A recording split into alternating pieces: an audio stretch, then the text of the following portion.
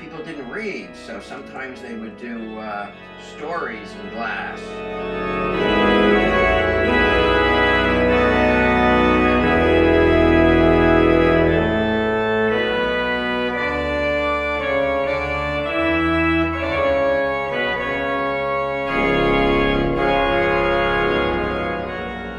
Pastor Linders, one of my favorite things, now that we're doing worship videos to resource people, one of my favorite shots is when Adam's playing the piano and he's got a musician they're up in the loft and playing beautiful music, and in the background you see the stained glass windows. And I know others had a similar appreciation for that shot and are starting to see that in other parts of the church that they just never really paid attention to or never really just absorbed it.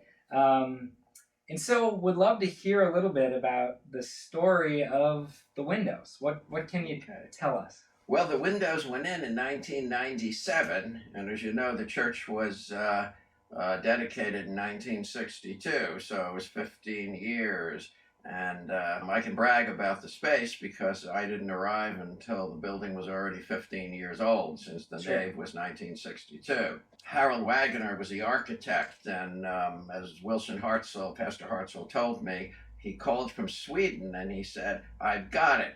I'm going to combine the simplicity of Swedish architecture with a Pennsylvania barn." Okay. And Hartzell said, "Well, I want the altar, the pulpit, and the baptismal font, the word and the sacraments, to be central, and everything else should have a kind of Shaker simplicity about it." And he pulled it off. So to put anything in this space 15 years later, we had to be extremely careful. Yeah. So you may know that back in the 13th century, stained glass was in southern Germany, and that's where it started. And people didn't read, so sometimes they would do stories in glass.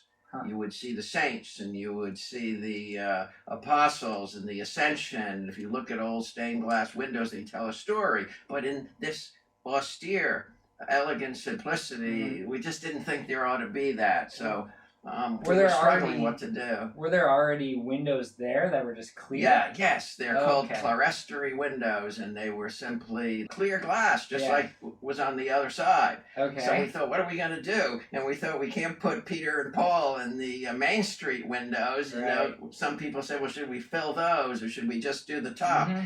So we thought, we got to get a top-notch stained glass person. Yeah, how'd you go about finding someone? What's the story? We spoke to a few architects because we didn't want anything that looked like it came out of a Burger King. You know, you see sometimes these stained glass. I do like the smell that comes out of Burger King though. Yeah, well, all right, but we wanted a top person. So 2 or 3 people said to me, Charles Lawrence is the best stained glass person around. He did several windows in the Washington Cathedral, and by chance, I just learned that he died on the 1st of January a few months ago, so I did find a few obituaries about him. Let me just read to you some of the things that they say. He says, "My glass is my message. If there's a God, he will certainly see it." And just as there's an organist guild, there's also a stained glass association. And this is some of the things they said about him. Lawrence's versatility, perception, and finesse in working with light, line, texture, shape, color, and movement, as well as his superb interpretation of architectural setting, make his work highly notable and defines his unmistakable style. Someone else went on to say, essential to all of Lawrence's windows is his use of bold, clear colors, based on the artist's lifetime study of color. He says, I've developed my color palette over the years by observing and painting the changing fall leaves. Their colors are so vibrant. They have a rich jewel-like quality that I try to capture in all of my stained glass windows. Yeah. So we thought, he's the best. We have to talk to him and see what he'd like to do. Yeah, and all that talk about bold colors and like jewels or whatever, it makes me think of our windows and the design and the colors. And how did that all... Well, Charles Lawrence said to me, I can't have Peter and Paul, or I have to do abstract. So I said, what do you have in mind? He said, well, what I have in mind is going from cold to hot. Like in the ancient cathedrals, you start with colder blues in the back, and as you move to the altar, the colors get darker.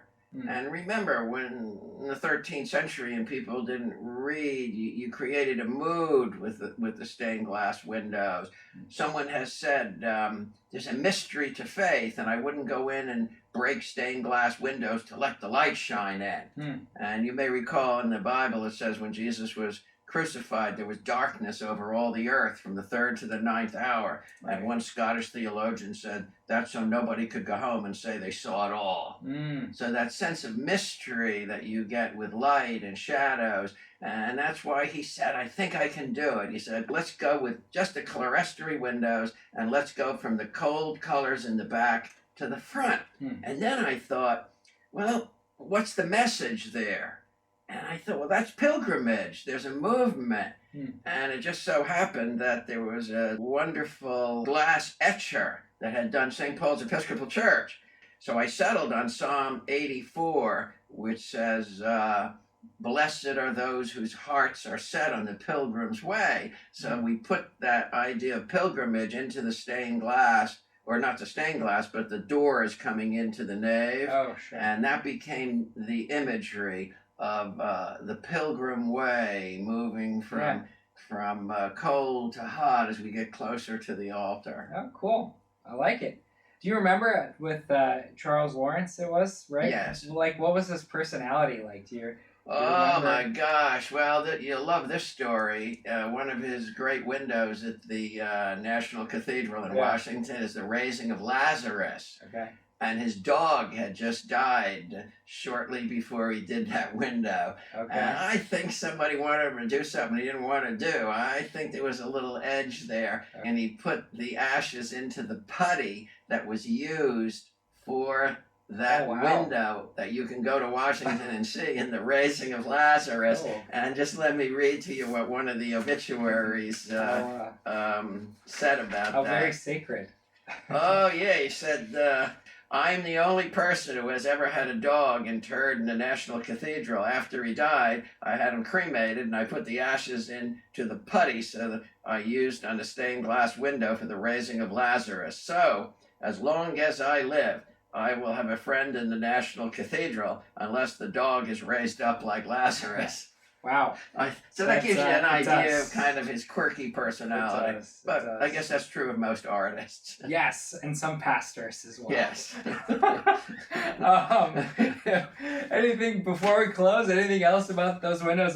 They're so beautiful, and it's a treat to kind of hear the story of how they came Well, in. several people have commented that in the early morning at 8 o'clock, especially, or 7:30, 8 o'clock, those that come to the 8 o'clock service, note that the colors are over the large windows on Main Street. Yep. And as you know, when you're up by the lectern, sometimes the colors come right on you. Yep. And they also cast a shadow on the baptismal font. And Yeah. 8 o'clock in the morning, since that's on the east, seems to be the best time. So maybe some people would like to try the 8 o'clock service if we get back to having a it's the whatever a real o'clock service these days. Right. Yeah.